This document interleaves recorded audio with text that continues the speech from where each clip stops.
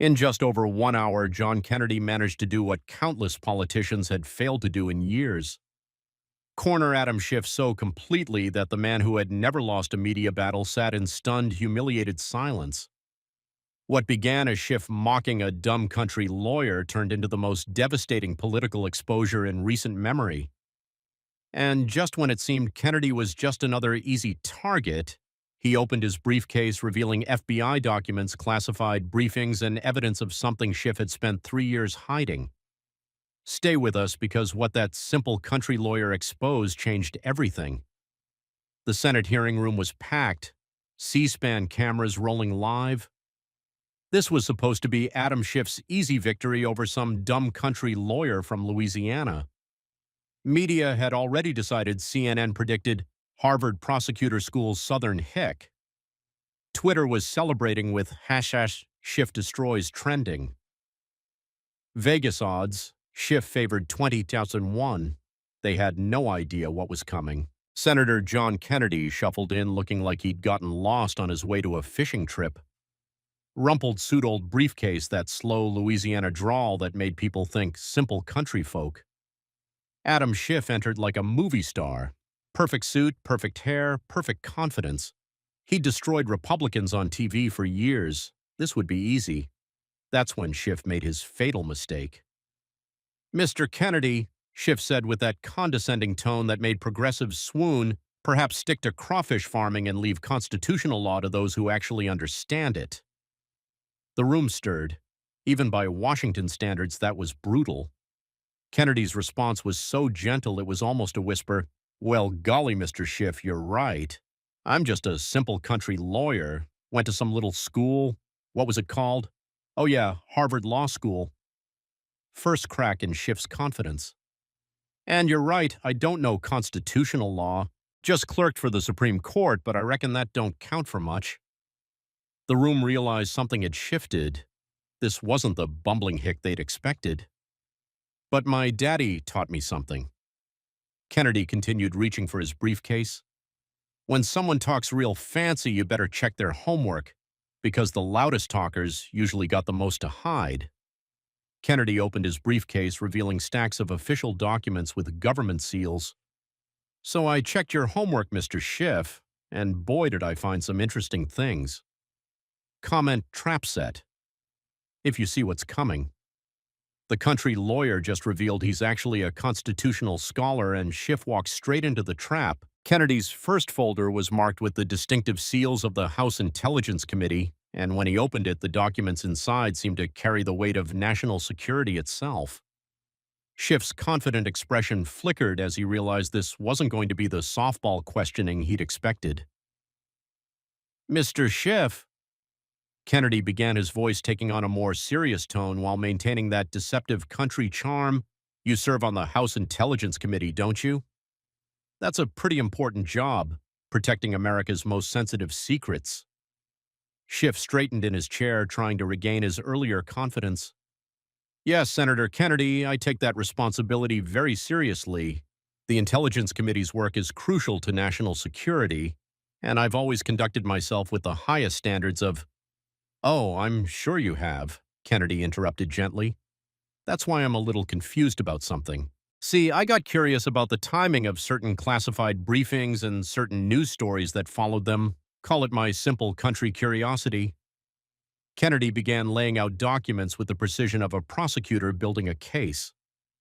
"Let me show you something interesting. On March 15th, 2019, you attended a classified briefing about ongoing counterintelligence operations. Highly sensitive stuff, the kind that could get people killed if it leaked to the wrong folks."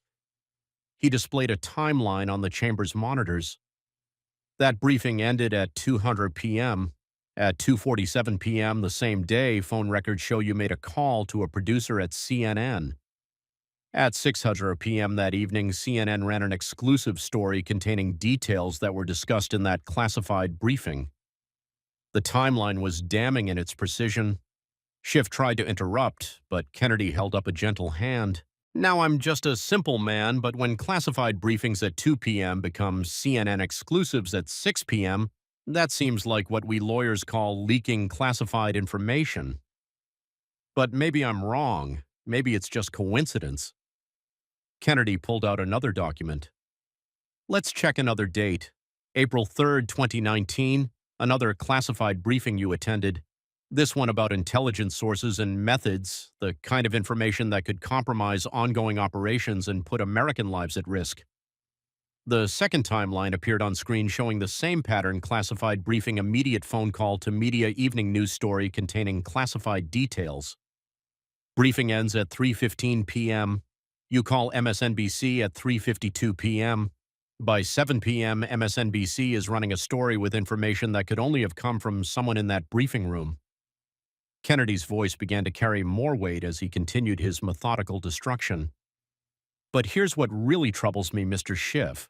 This wasn't a one-time thing or even a two-time thing.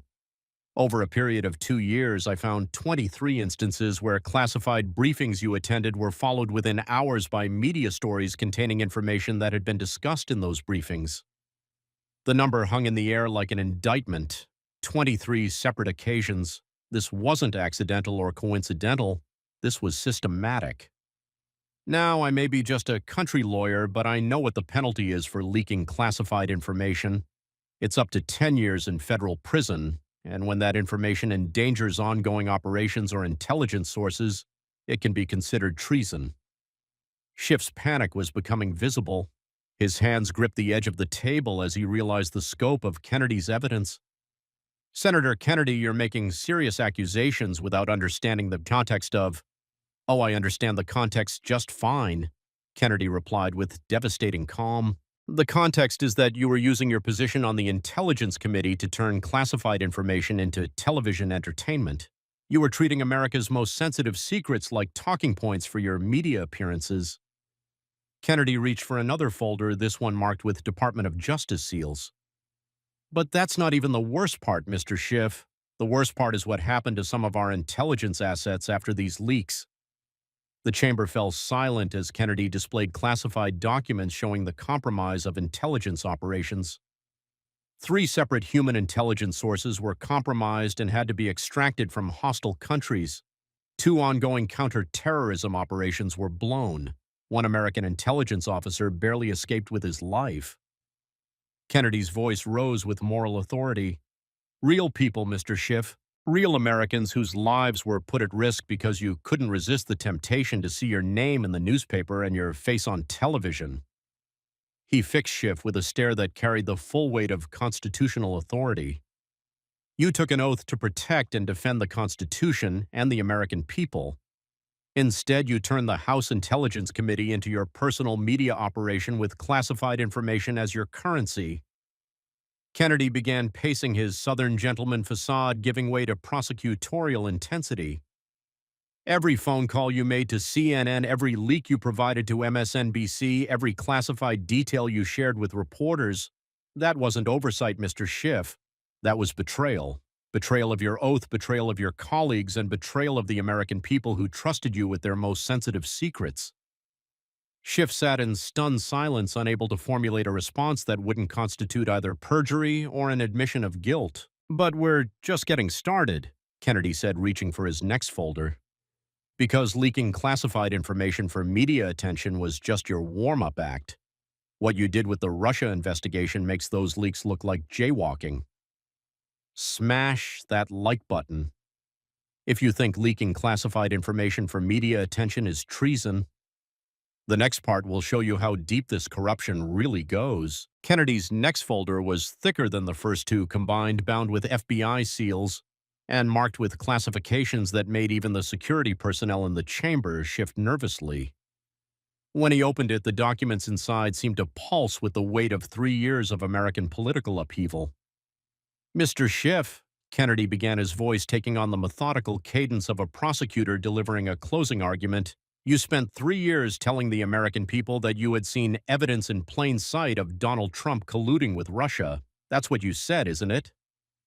Before Schiff could answer, Kennedy gestured to the chamber's main monitors. Video clips began playing, a montage of Schiff's television appearances spanning from 2017 to 2020. His voice echoed through the chamber as he made claim after claim about evidence coordination and criminal conspiracy. "We have seen evidence in plain sight. Schiff's recorded voice declared on CNN. There is evidence of collusion, he insisted on MSNBC. The evidence is hiding in plain sight, he repeated on every network that would have him. Kennedy let the clips play for several minutes, the cumulative effect devastating. This wasn't a politician making occasional statements. This was a systematic campaign of claims about evidence that, as America would soon learn, never existed. According to my staff's count, Kennedy said, producing a calculator with theatrical precision, you made public claims about having evidence of Trump-Russia collusion 237 times over 3 years. That's an average of once every 4.5 days, Mr. Schiff.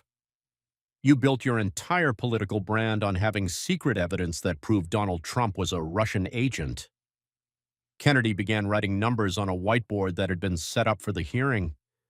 237 public claims, 47 television appearances, 89 social media posts, 23 official congressional statements, all claiming you had evidence of collusion. He turned to face Schiff directly. Now, I may be just a country lawyer, but I got curious about what evidence you actually had. So I did what any good detective would do. I looked at the classified briefings you attended, the FBI reports you received, and the intelligence assessments you were privy to. Kennedy produced a stack of FBI documents, each marked with official seals and classification stamps. These here are the actual FBI briefings you attended during the Russia investigation, internal memos, intelligence assessments, and briefing materials that were provided to the House Intelligence Committee. The first document appeared on the monitors, heavily redacted but with key passages highlighted. This is from a briefing you attended on January 23, 2018. The FBI explicitly told the committee, quote, no evidence of coordination between Trump campaign and Russian government has been identified. To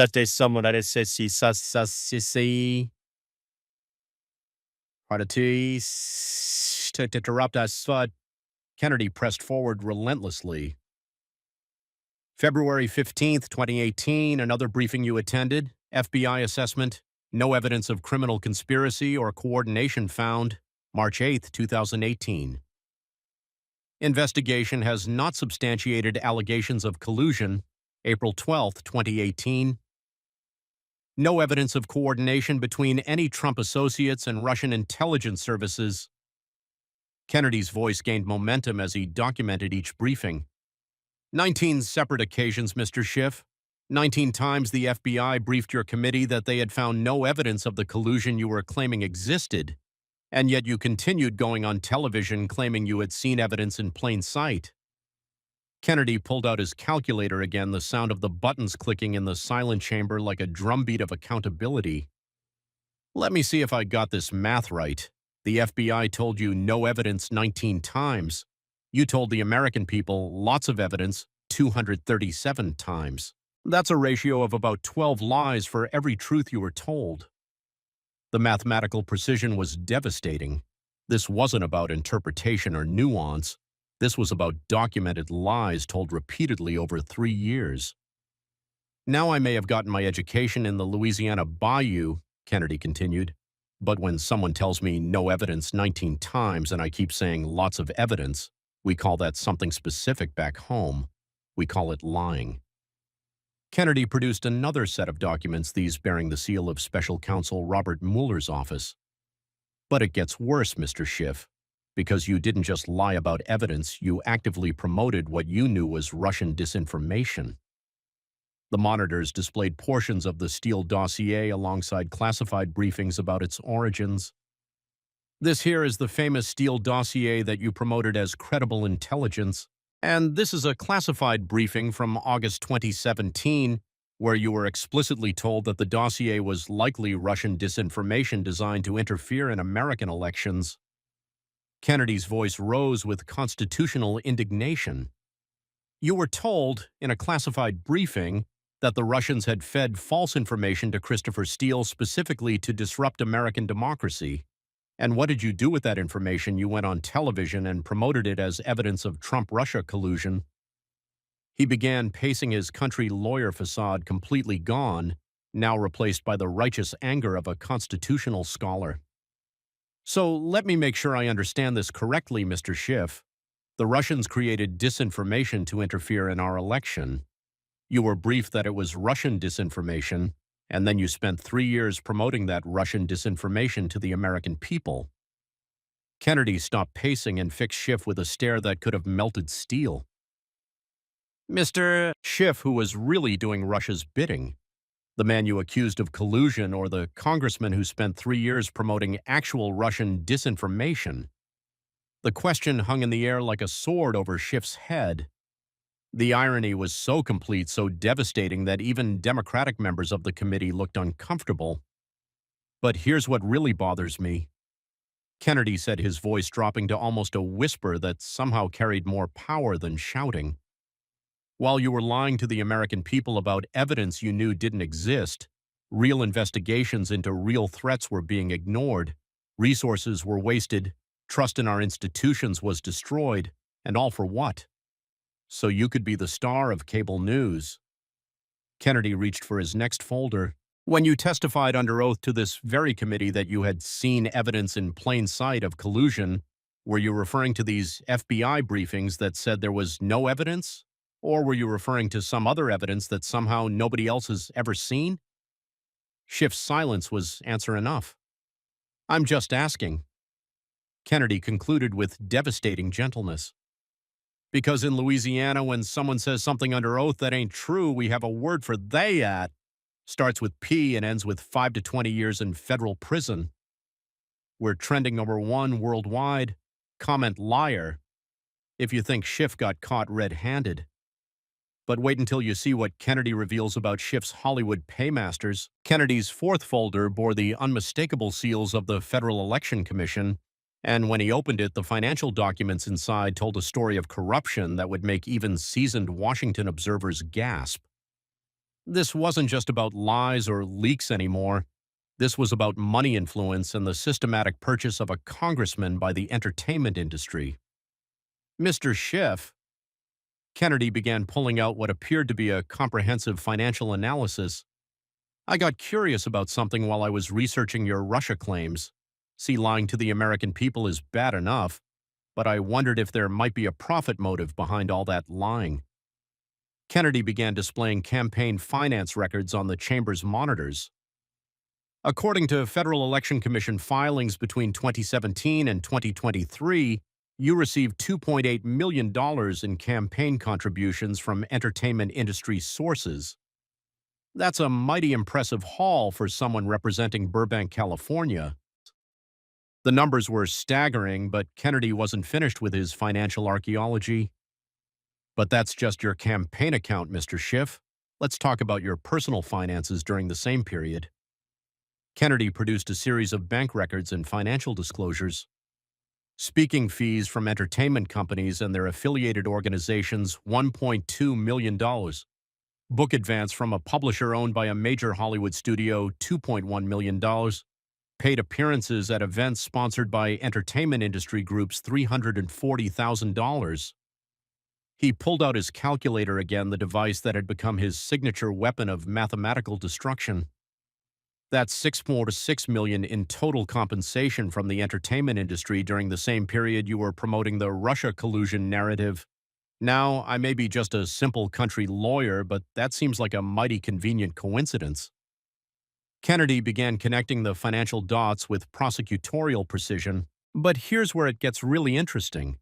Your biggest donors weren't just giving you money out of the goodness of their hearts. They were buying specific votes on specific issues that affected their bottom line. The monitors displayed a side-by-side comparison that was damning in its clarity. Major entertainment industry donations on the left, Schiff's votes on technology and censorship bills on the right. The correlation was perfect. Every single time big tech in Hollywood wanted Congress to expand censorship powers, guess who voted their way every single time? Kennedy's voice carried the weight of documented proof. When they wanted Section 230 expanded to give them more power to silence conservatives, you voted yes. When they wanted government pressure on social media companies to censor dissenting voices, you provided that pressure.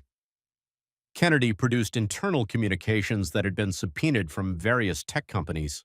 These emails showed direct coordination between your office and major social media platforms. You weren't just voting for censorship, you were actively coordinating it. The documents revealed a systematic pattern of Schiff's office reaching out to Facebook, Twitter, and YouTube to request specific content be removed or restricted. The timing of these requests coincided perfectly with his major donors' business interests. Mr. Schiff, you turned your congressional office into a censorship coordination center for your Hollywood paymasters. Kennedy said his country charm completely replaced by prosecutorial fire. When conservative voices threatened their narrative control, you made sure those voices were silenced. But Kennedy wasn't finished with the financial corruption. He produced another set of documents showing how Schiff's family had profited from his political positions. Let's talk about your family business, Mr. Schiff. Your wife's consulting firm received $890,000 in contracts from entertainment companies during your tenure on the Intelligence Committee.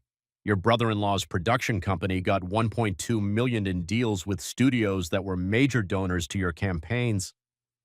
Kennedy began laying out a flowchart that showed money moving from entertainment companies to Schiff's campaigns, then to his family members through various business arrangements. You didn't just sell your vote, Mr. Schiff. You turned your entire family into a money laundering operation for Hollywood influence. The evidence was overwhelming. This wasn't just about individual donations or speaking fees.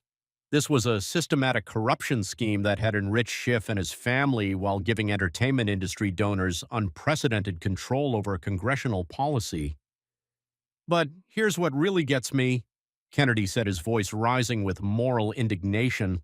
While you were getting rich off lying about Russia collusion, real threats to American democracy were being ignored. Chinese influence operations, actual foreign interference in our elections, genuine national security threats, all pushed aside so you could chase your conspiracy theories and enrich your bank account. Kennedy produced intelligence assessments showing various threats that had been downplayed or ignored while the committee focused on the Russia investigation. Your obsession with a hoax investigation meant that real investigations into real threats were underfunded and understaffed. He fixed Schiff with a stare that carried the weight of absolute moral authority. You took $646 million from people who wanted to control American political discourse, and you gave them exactly what they paid for. You used your position on the Intelligence Committee to silence their critics and promote their narratives. Kennedy's final blow in this section was delivered with devastating simplicity. Mr. Schiff, the question isn't whether you're corrupt. The evidence of your corruption is sitting right here on this table. The question is whether you have any shame left about betraying the American people for money. Schiff sat in silence, unable to defend against documented financial records that told the story of his corruption better than any accusation could. But we're not done yet, Kennedy said, reaching for another folder, because taking money from Hollywood to promote lies was just the warm-up. What you did to silence American citizens makes that financial corruption look like petty theft. Drop A if you think Schiff sold out America for Hollywood money, but the next part about election interference will blow your mind. Kennedy's fifth folder was marked with the seals of multiple intelligence agencies and bore a classification level that made everyone in the chamber understand they were about to witness something unprecedented. This wasn't just about financial corruption anymore. This was about the systematic suppression of American citizens' constitutional rights in service of political power. Mr. Schiff, Kennedy began, his voice carrying the gravity of someone about to expose an attack on American democracy itself.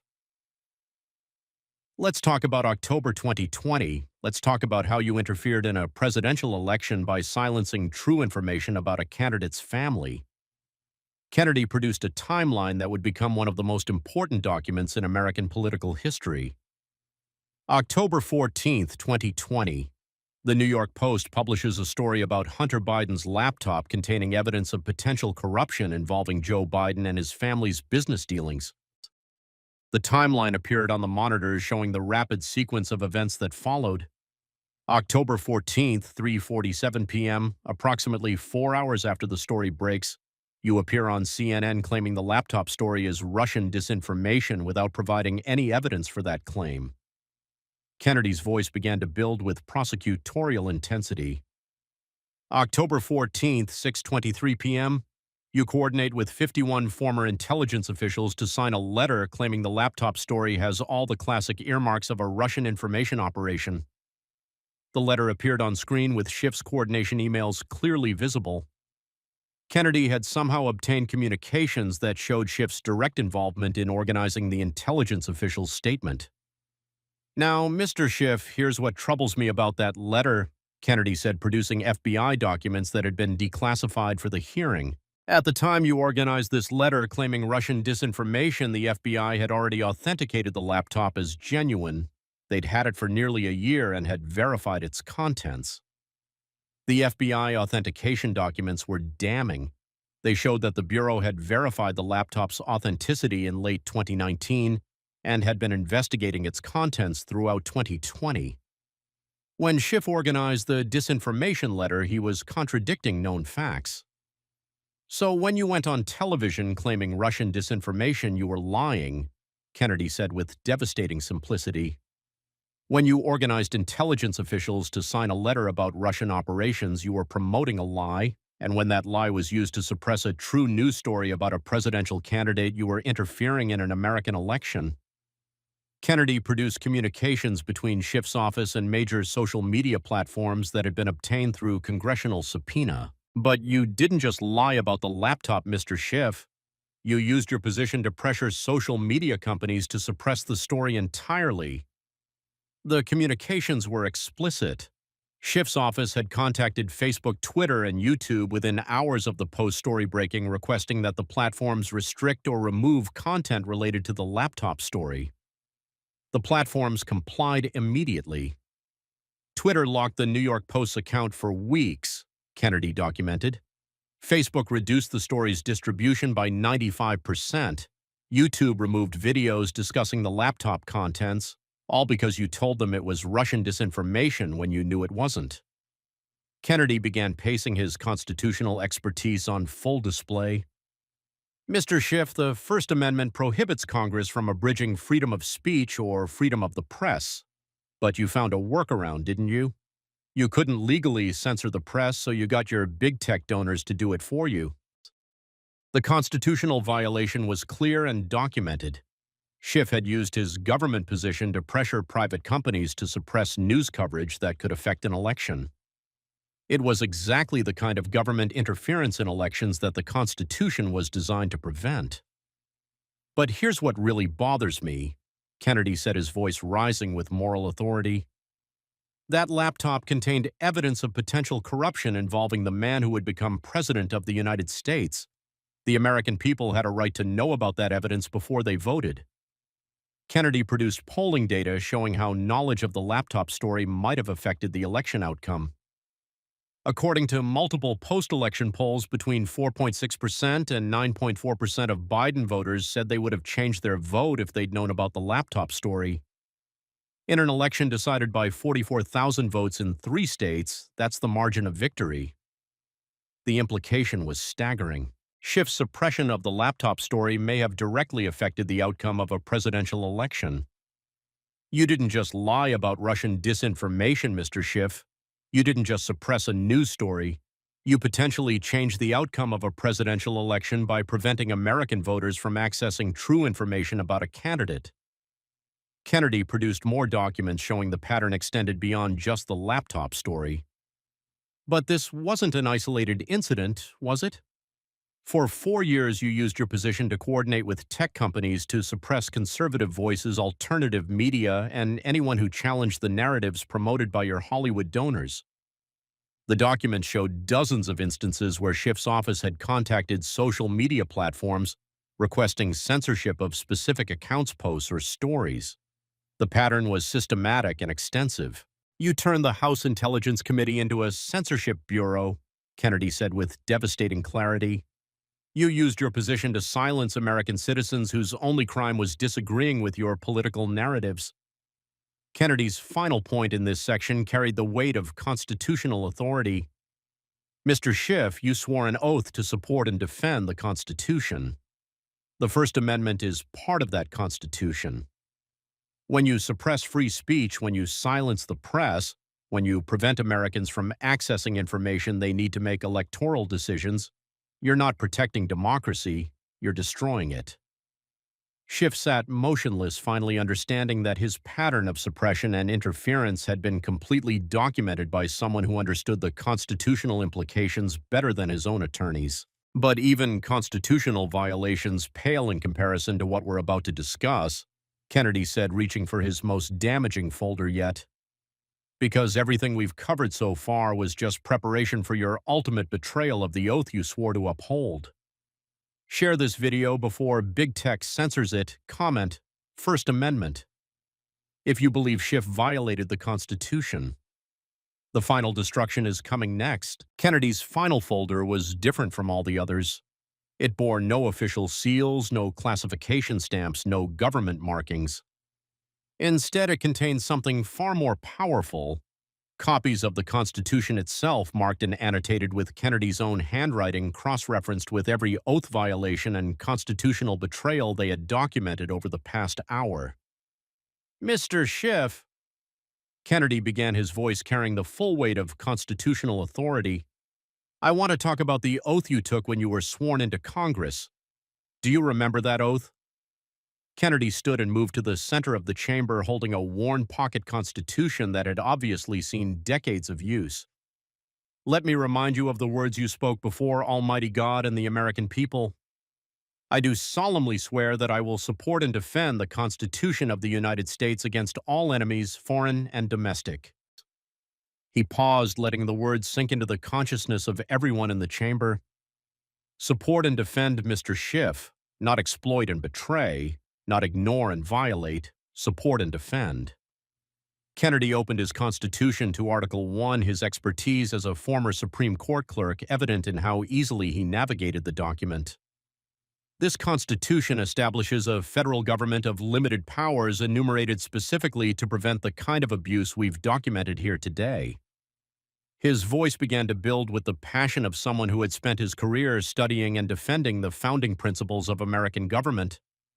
The First Amendment prohibits Congress from making laws abridging freedom of speech or freedom of the press. But you found ways around that prohibition, didn't you? You couldn't legally censor Americans, so you pressured private companies to do your censoring for you. Kennedy began pacing, his constitutional scholarship on full display. The founders understood that politicians would always want more power than the Constitution grants them. That's why they created a system of checks and balances. That's why they limited government authority. That's why they protected individual rights. He stopped pacing and faced Schiff directly.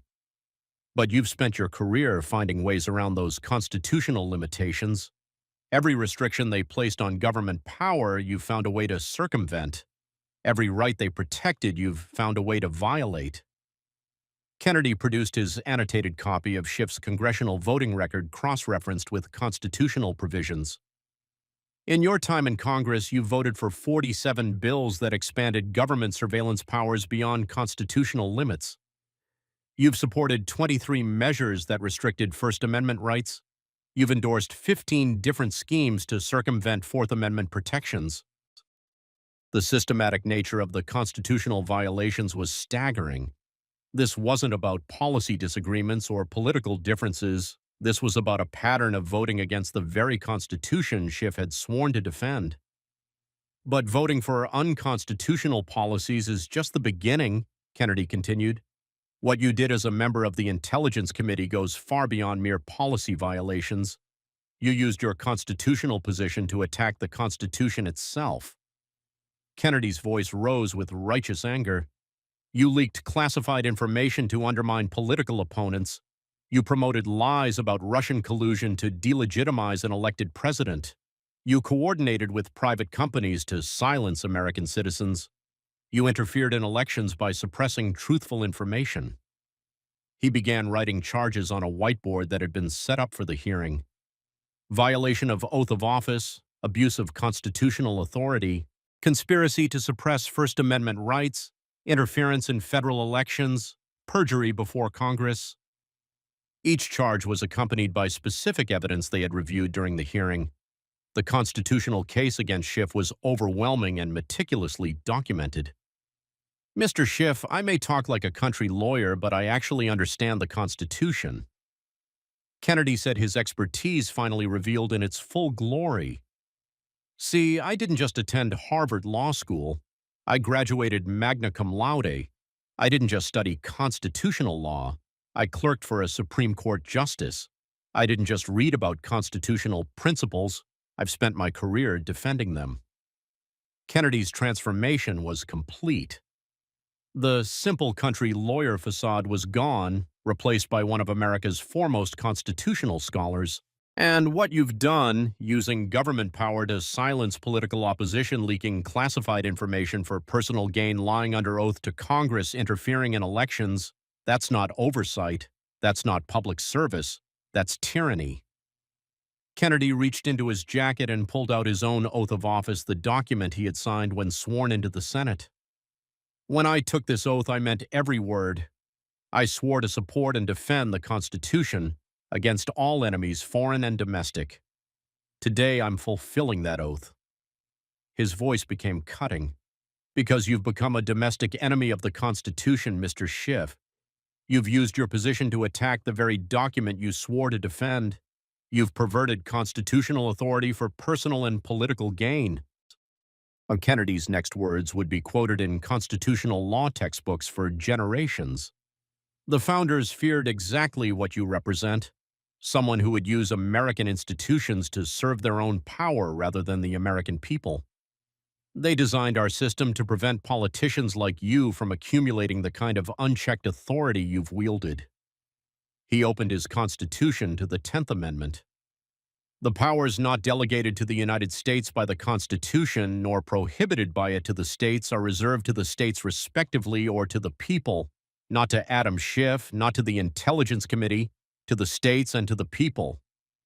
Kennedy's voice reached a crescendo of constitutional authority. You've forgotten the most basic principle of American government, that political power belongs to the people, not to the politicians who temporarily exercise it.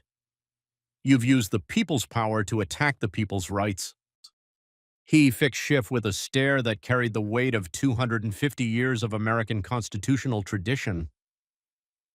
Mr. Schiff, you haven't just violated your oath of office.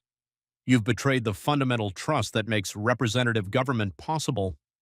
You've proven that the founders were right to fear politicians who put personal power above constitutional principles.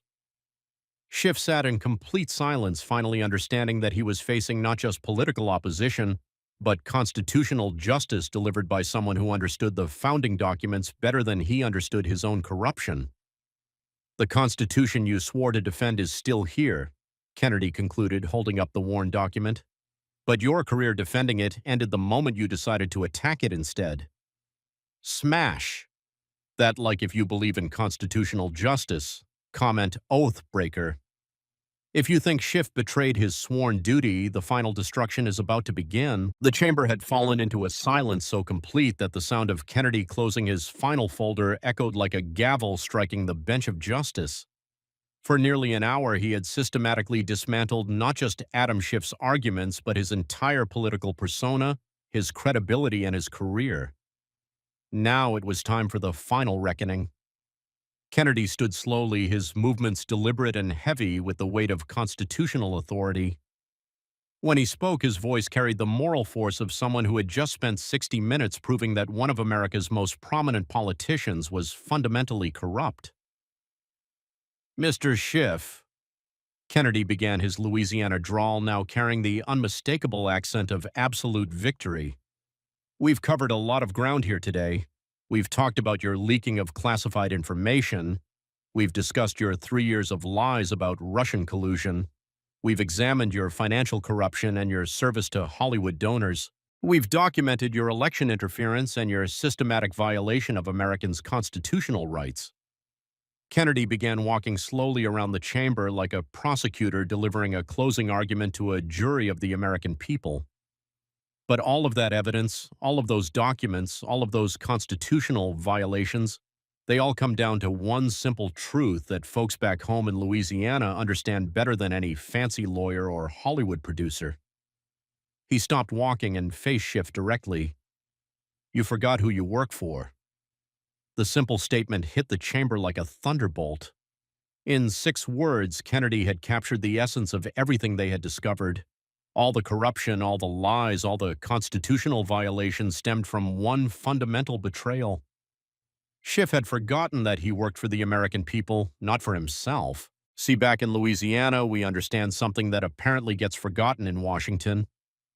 Kennedy continued, his voice taking on the rhythm of a country preacher delivering moral instruction.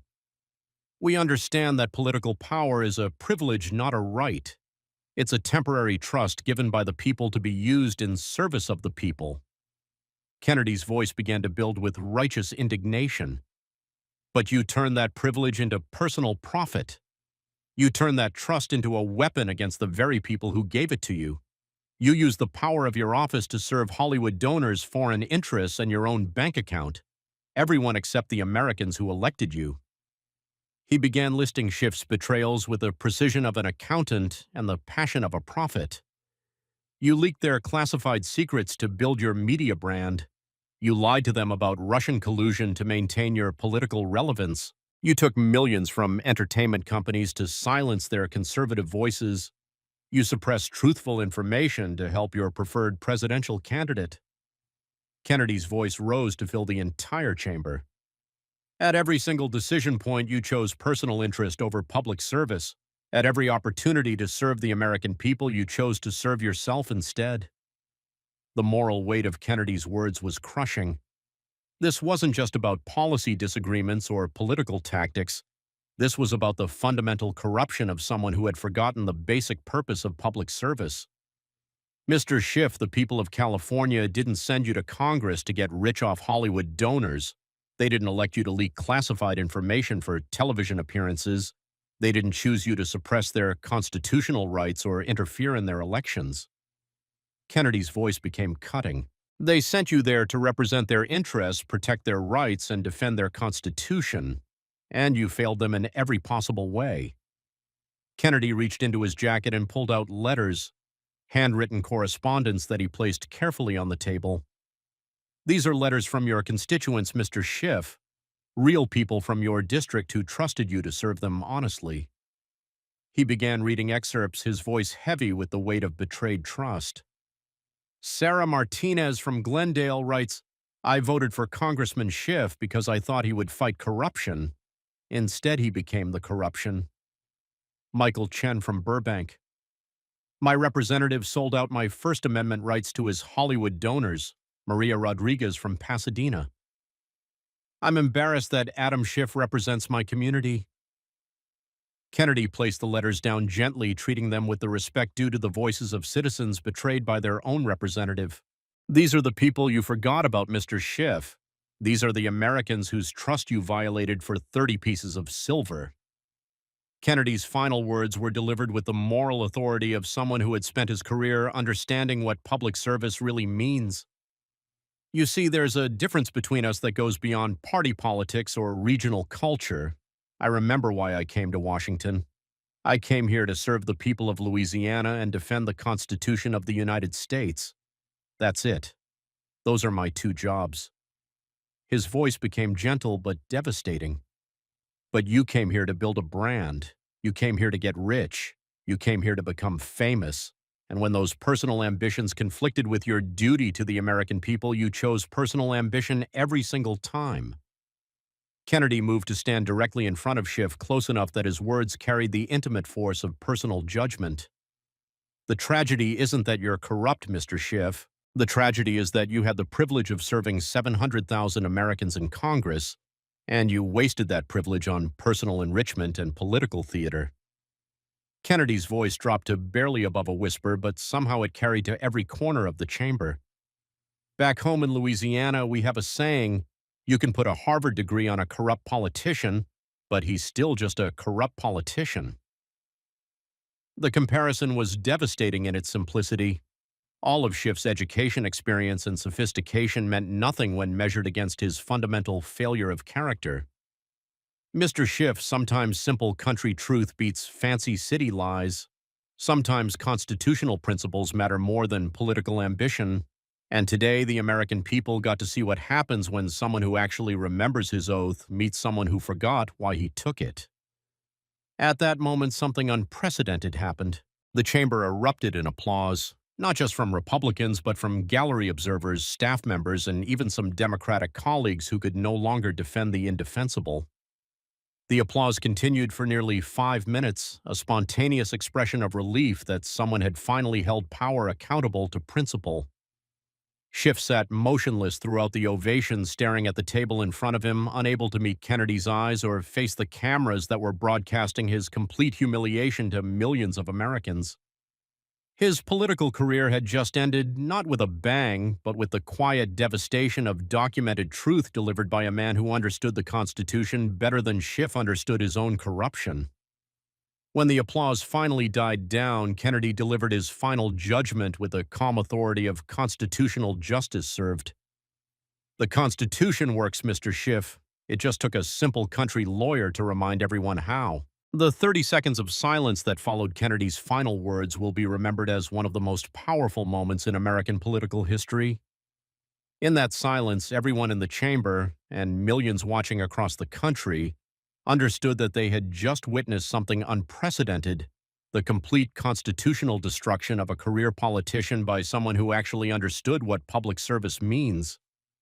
Schiff sat motionless, staring at his hands, unable to formulate any response to the systematic documentation of his corruption and constitutional violations. His expensive attorneys whispered frantically among themselves, but they all understood that no legal strategy could overcome the devastating evidence Kennedy had presented. This wasn't a matter of legal technicalities or procedural defenses. This was about documented facts and constitutional principles.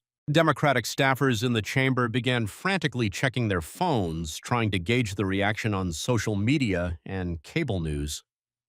What they found was devastating. Even liberal commentators were struggling to defend Schiff against Kennedy's evidence-based assault. CNN's initial coverage focused on explosive allegations rather than dismissing them. MSNBC anchors looked visibly shaken as they tried to process the scope of Kennedy's documentation. Within minutes of Kennedy's closing statement, social media exploded with unprecedented force. Schiff, destroyed, shot to #1, trending worldwide, accumulating over 2 million mentions in the first hour. Country justice and Hatch constitutional accountability followed close behind as Americans across the political spectrum shared clips of Kennedy's most devastating moments. The most viral clip wasn't Kennedy's evidence presentation or constitutional lecture. It was the 30 seconds of Schiff sitting in stunned silence after Kennedy's final words. The image of a powerful politician completely unable to defend his actions became an instant meme shared millions of times with captions like, "When the country lawyer actually knows the Constitution," and "The moment a career ended." Conservative Twitter erupted in celebration, but surprisingly many moderate and even liberal users began sharing the clips as well. Kennedy's focus on constitutional principles rather than partisan attacks had created something rare in modern politics, a moment that transcended party lines because it spoke to fundamental questions about honesty and accountability in government. Cable news networks found themselves in an unprecedented situation. The evidence Kennedy had presented was too well documented and specific to dismiss as partisan theater. Fox News led every segment with the hearing for the next week. CNN was forced to acknowledge the serious questions raised about Schiff's conduct. Even MSNBC couldn't ignore a story that had dominated social media and captured national attention. Late-night comedy shows, which had regularly featured Schiff as a heroic figure fighting Trump, suddenly found themselves with unusable material. Stephen Colbert's writers reportedly scrapped an entire week's worth of scripts. Saturday Night Live quietly removed a planned Schiff appearance from their upcoming show. The political implications were immediate and devastating. Within 48 hours, House Democratic leadership announced that Schiff would be stepping back from his Intelligence Committee assignments pending review of recent allegations. Nancy Pelosi, who had championed Schiff throughout the Russia investigation, issued a carefully worded statement that avoided defending his specific actions. Republican leaders, meanwhile, recognized they were looking at a political superstar. Kennedy's combination of constitutional expertise, communication skills, and ability to document liberal corruption with devastating precision made him an immediate presidential contender. Within a week, major conservative donors were reaching out to his office. Speaking invitations poured in from across the country. But perhaps most importantly, Kennedy's systematic destruction of Schiff had reminded Americans of something they had almost forgotten: that politicians could be held accountable, that constitutional principles still mattered, and that sometimes truth really could triumph over political spin. Polling conducted in the week following the hearing showed Kennedy with approval ratings that defied conventional political wisdom. His favorability among Republicans was 94%, but even more surprisingly, his favorability among independents reached 73%, and 31% of Democrats approved of his performance, numbers that political scientists called impossible in the current political climate. The secret to Kennedy's success wasn't partisan rhetoric or personal attacks. It was his methodical presentation of documented evidence and his obvious respect for constitutional principles. Americans across party lines responded to someone who seemed to actually understand and care about the founding documents, regardless of their political preferences. For Schiff, the aftermath was professionally catastrophic. Fundraising dried up as even Hollywood donors distanced themselves from the documented corruption. Speaking engagements were canceled. Book deals were quietly withdrawn. The man who had built his career on cable news appearances found himself unwelcome on the very networks that had made him famous. More importantly, federal prosecutors began reviewing Kennedy's evidence for potential criminal referrals. When a sitting congressman presents documented evidence of perjury, classified information leaks, and election interference to a congressional committee, the Justice Department is obligated to investigate. The simple country lawyer from Louisiana had just reminded Washington and America that the Constitution still works when someone has the knowledge and courage to defend it. Sometimes it just takes the right person asking the right questions with the right evidence to prove that in America no one, absolutely no one, is above the law. Smash that like button if you believe constitutional justice was served.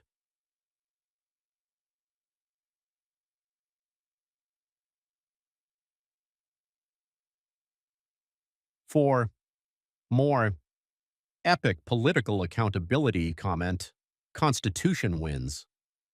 If you think this is exactly what America needed to see,